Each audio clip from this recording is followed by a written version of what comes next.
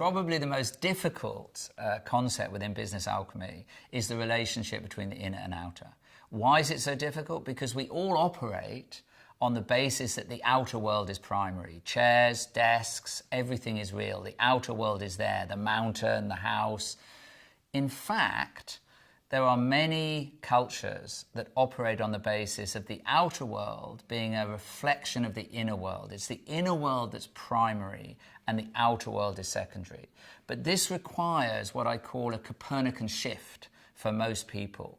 You know, when Copernicus came along, everyone knew that the sun went round the earth, and all the scientists, the intelligentsia, everyone knew that that was the way it was. He started saying, no, the earth goes round the sun, and he was ridiculed, he was laughed at. It took hundreds of years for that to be embedded in our psyche, and everybody now knows that in fact the earth goes round the sun. For me, this is a similar sort of shift. We need to open up to the possibility that the outer world is a reflection of the inner world. There's two analogies I use for this. The first is, on the planet right now, we've created radically different cultures: North Korea, Taiwan, Iran, Germany, whatever.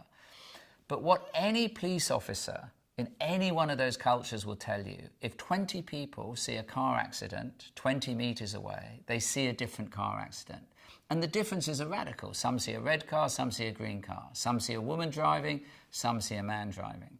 In fact, in many police establishments, you get men fighting, arguing over which it was. Why? Because each person created their own car accident. There was no one car accident. We operate as if there's intersubjective agreement, but in fact, we all create the world differently. It's the same if you witness any conversation between a man and a woman. We see it different. Some people might say, God, that woman was empowered. Others might say, God, she was aggressive. Everyone is seeing it differently. When I was in my 20s, I fell in love with Australia. I went to Australia 2 or 3 times a year. I love the country. I nearly emigrated. But even then, I said to my friends, there's one fundamental flaw with Australia. And they said, what's that? And I said, I take myself with me. Life is a little bit like somebody goes to the cinema in Henley and they watch a film. They watch the film of their life and they get to a point they don't like. They walk out of the cinema. They get in their car. They drive to another town. They walk into a cinema expecting to see a different film. It's the same film. They walk out. They get on an airplane. They fly to another country. They walk into a cinema expecting to see a different film. It's the same film. Why? Because we are the projector. We are the projector. It's what's behind the projector creates the image. And this is how life works. We each create the world we live in every day.